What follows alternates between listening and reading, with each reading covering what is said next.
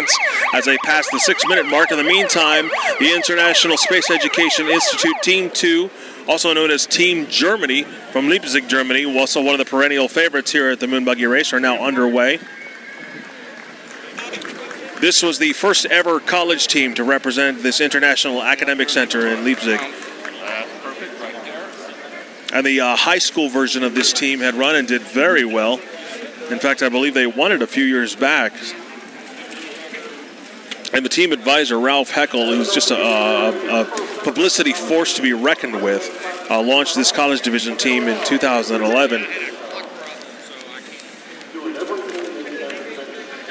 So we'll have to see how they fare this year. So far, they've moved along quite briskly.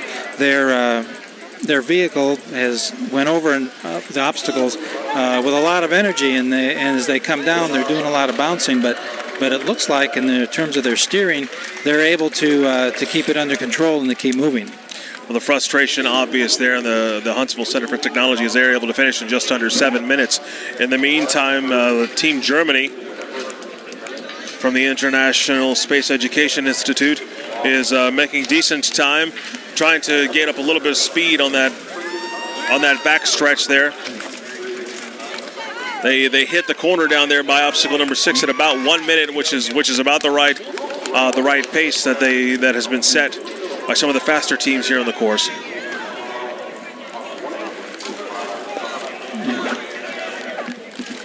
This vehicle suspension is doing a very good job in keeping them under control as they go up and over the obstacles.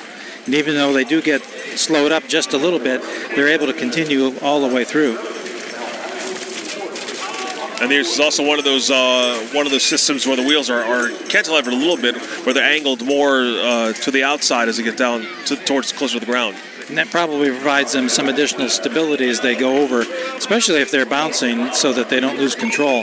I did notice on their steering, their steering appears to be really effective, because as they've bounced up and over, their wheels have turned and they've been able to get themselves back on track quickly and not run off the course. Exiting the crater now is Team Germany from Leipzig, now at 2 minutes 28 seconds.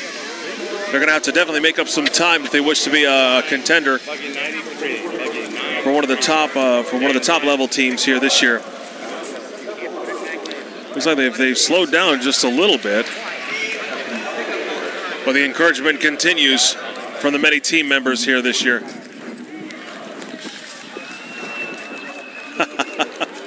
I can't tell if that was a smile or if that was one of those frustrating cries of agony as you cross over one of the obstacles. Passing the 3-minute mark, they're going to be well off the record-setting pace from earlier this morning. They can get up and over this obstacle without a lot of downtime. They should be able to turn a fairly respectable time.